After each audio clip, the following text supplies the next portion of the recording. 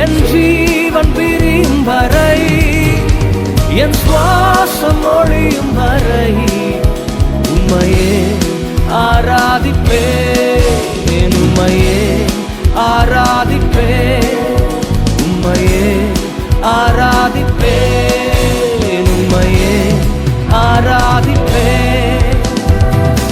Praise the Lord. கிறிஸ்துவுக்குள் பிரியமானவர்களே, ஆண்டவர் இயேசுவின் நாமத்தில் இந்த புதியதொரு வாரத்தில் உங்கள் ஒவ்வொருவரையும் சந்திப்பதில் மிக மிக மகிழ்ச்சி அடைகின்றேன். இறைவன் தாமே நமக்கு இந்த புதிய விடியலின் வாரத்தை கொடுத்திருக்கின்றார். இறைவனுக்கு ஒவ்வொருவரும் நம்முடைய முழு இதயத்தோடு நன்றி சொல்வோம். நம்மை காண்கின்ற தேவன் ஒவ்வொரு நாளும் கருத்தாய் பராமரித்து தேவைகளை சந்தித்து புதிய நாட்களை நம் ஆசீர்வாதமாய் கொடுக்கின்றார்.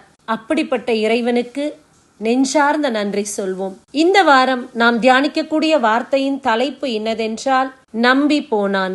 யாரை நம்பி போனான்? எதை நம்பி போனான்? எது கிடைக்கும் என்று நம்பி போனான்? இதற்காக நாம் எடுத்துக்கொண்ட வேத பகுதி யோவான் அதிகாரம் 4 இறைவார்த்தை 50. இயேசு தம்மிடம் சொன்ன வார்த்தையை நம்பி புறப்பட்டு போனார். ஒரு அரசு அலுவலர் இயேசுவிடம் வந்து தம்முடைய மகன் சாக கிடக்கிறான் என்று சொல்லி உடனடியாக என்னுடைய வீட்டுக்கு நீர் வர வேண்டும் என்று இயேசுவை வற்புறுத்தி அழைக்கின்றார். அப்போது இயேசு அவரிடம் சொன்னது, நீர் புறப்பட்டு போகும், உம் மகன் பிழைத்துக் கொள்வான் என்றார். அந்த அரசு அலுவலரும் இயேசு சொன்ன வார்த்தையை நம்பி புறப்பட்டு சென்றார். அவர் புறப்பட்டு போகும்போதே வழியில் அவருடைய வேலையால் எதிரில் வந்து, உம் மகன் பிழைத்துக் கொண்டான் என்றார். யோவான் அதிகாரம் 4 இறைவார்த்தை 52 இந்த அரசு அதிகாரி அந்த வேலையாளை பார்த்து கேட்கக்கூடியது என்னவென்றால், எத்தனை மணிக்கு நோய் நீங்கியது என்று அவர்களிடம் வினவ, அவர்கள் நேற்று பகல் 1 மணிக்கு காய்ச்சல் நீங்கியது என்றார்கள். உம் மகன் பிழைத்துக் கொள்வான் என்று இயேசு அந்த நேரத்தில் தான் கூறினார் என்பதை அவர் நினைவு கூர்ந்தார்.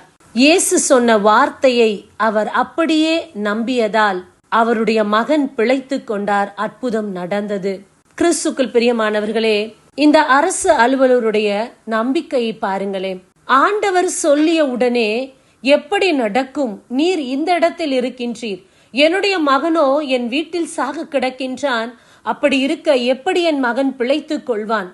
யாரையாவது என்னுடன் அனுப்புங்கள், உங்களிடத்திலிருந்து ஆசிர்வதிக்கப்பட்ட எண்ணெயோ அல்லது ஏதோ ஒரு பொருட்களை கொடுங்கள், நான் என் மகனிடத்தில் அதை கொண்டு வைப்பேன், அவன் பிழைத்துக் கொள்வான் என்று சொல்லாதபடி ஆண்டவர் சொன்ன வார்த்தையை நம்பி அந்த இடத்தை விட்டு புறப்பட்டு சென்றான். அவர் போகும் வழியிலேயே நற்செய்தி கிடைத்தது. அந்த நற்செய்தி என்ன? உம்முடைய மகன் பிழைத்துக் கொண்டான். உடனே அவர் கேட்கின்றார், எந்த நேரத்தில் இந்த சம்பவம் நிகழ்ந்தது? நேற்று பகல் 1 மணிக்கு. அந்த நேரம்தான் இறைவன் சொன்னது. அவரும் அந்த வார்த்தையை நம்பி அந்த இடத்தை விட்டு கடந்து வந்தார். நம்பிக்கைதான் இன்றைக்கு நம்முடைய வாழ்வில் அற்புதத்தை நிகழ்த்தக்கூடியதாக இருக்கின்றது. இயேசுவின் வார்த்தை வல்லமையுடையது. இன்று இந்த வார்த்தையை கேட்டுக்கொண்டிருக்கும் நீங்கள் இயேசுவை நம்பினால் உங்கள் வாழ்வில் அற்புதம் நடக்கும். ஆண்டவரின் வார்த்தை இருபுறமும் கூர்மையான வாள் போன்றது. அது எல்லா இடத்திலும் செயல்படக்கூடிய ஆற்றல் உடையது. இயேசுவின் வார்த்தையை நம்பினால் நீங்களும் பிழைத்துக் கொள்வீர்கள். அற்புதம் உங்கள் வாழ்க்கையில் நிச்சயமாக நடக்கும். அந்த செயல் அல்லது ஒரு காரியம் நடந்து கொண்டு இருந்தாலும் நீங்கள் ஆண்டவருடைய வார்த்தையை விசுவசித்தீர்கள் என்றால் நிச்சயமாக நற்செய்தி உங்களை தேடி வரும். கானா ஒரு திருமண வீட்டில் அன்னை மரியாள் சொன்னது, என் மகன் சொல்வதை போல செய்யுங்கள் என்று. இயேசுவினுடைய வார்த்தைக்கு அத்தனை வலிமை இருக்கின்றது, அத்தனை ஆற்றல் இருக்கின்றது. இயேசுவின் வார்த்தையின்படி அவர்கள் செய்ததால் தான் தண்ணீர் திராட்சை ரசமாக மாறிற்று. அந்த திருமண வீட்டில் எந்த ஒரு சலசலப்பும் அவமானமும் ஏற்படாதபடி அந்த இடத்தில் அற்புதம் நடந்தது. இன்றைக்கு ஆண்டவர் நமக்கு கொடுக்கின்ற வார்த்தையை எத்தனை பேர் முழுமனதோடு முழுமையாக நம்புகின்றோம்? இது நடக்குமா? இது கிடைக்குமா? எப்போது நடக்கும்? எப்படி இறைவன் தர முடியும்? இதற்கு வழியே இல்லையே, இதற்கான அறிகுறி இல்லையே, இதற்கான நபர்கள் இல்லையே என்று நாமே நம்முடைய புத்திக்கு எட்டினது எல்லாவற்றையும் சிந்தித்துக் கொண்டிருப்போம். ஆனால் ஆண்டவர் சொன்ன வார்த்தையை நம்புவதற்கு தயக்கம் நமக்குள் இருக்கின்றது. இன்றைக்கு இந்த அரசு அலுவலர் இறைவன் சொன்ன வார்த்தையை அப்படியே நம்பியதால் தான் அவருடைய மகன் பிழைத்தான். அற்புதம் நடந்தது. இயேசுவின் வார்த்தை வல்லமையுடையது, பாதாளம் வரை போகக்கூடிய ஆற்றல் உடையது. நடக்க முடியாதவர்களை இயேசுவிடம் கொண்டு வரும்போது இயேசு சொன்ன வார்த்தை, உன் படுக்கையை எடுத்துக்கொண்டு நடக்கவே முடியாத நபர் அந்த வார்த்தையை நம்பினதின் நிமித்தமே அவர்களால் நடக்க முடிந்தது. கால்களில் பலம் ஏற்பட்டது. அந்த இடத்தை விட்டு அவர்கள் நடந்து சென்றார்கள். வரும்போது அவரை தூக்கி கொண்டு வந்தாலும் போகும்போது கம்பீரமாய் நடந்து சென்றார். ஆண்டவருடைய வார்த்தை அப்படி ஒரு வல்லமை நிறைந்ததாக இருக்கின்றது. இந்த நாளில் இறைவனுடைய வார்த்தையை நம்புவோம். நிச்சயமாக இந்த அரசு அலுவலர் எப்படி ஆண்டவருடைய வார்த்தையை நம்பி சென்றாரோ நாமும் நம்புவோம். இந்த நாளில் ஆண்டவருடைய வார்த்தை எப்போதெல்லாம் நம்மை தேடி வருகின்றதோ அப்போதெல்லாம் அந்த வார்த்தையை நம்பி செபியுங்கள். இறைவனுடைய வார்த்தையை சொல்லி செபியுங்கள்.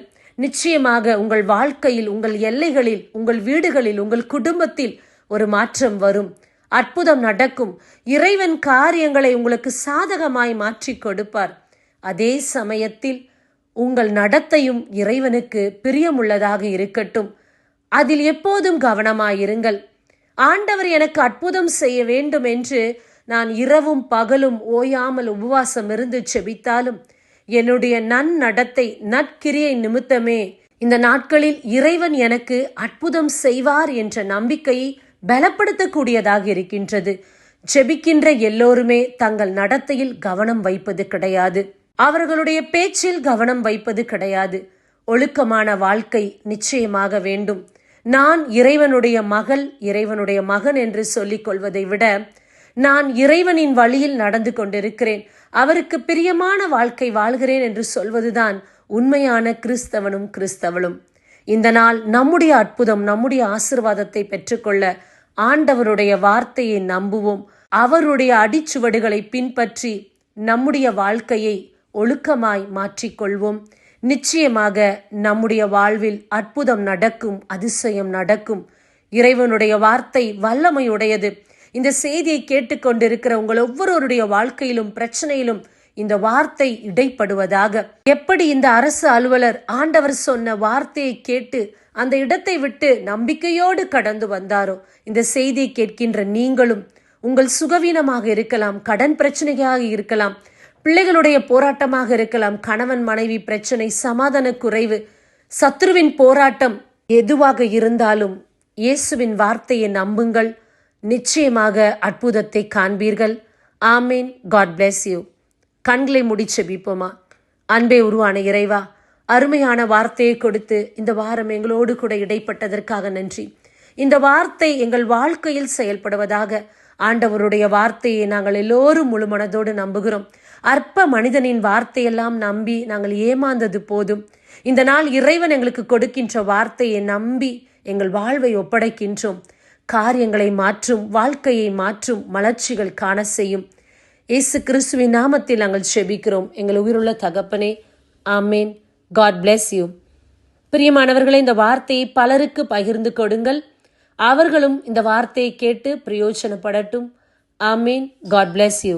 எத்தனை முறையிடறினாலும் அத்தனையும் மன்னித்தீரே. நன்மையும் கிருபையும் தொடரச் செய்து என்னை மீண்டும் நடக்க வைத்தீரே. என் நாட்கள் முடியும் வரை, என் ஜீவன் பிரியும் வரை, என் சுவாசம் ஒழியும் வரை உம்மையே ஆராதிப்பேன், உம்மையே ஆராதிப்பேன், உம்மையே ஆராதிப்பேன், உம்மையே ஆராதிப்பேன்.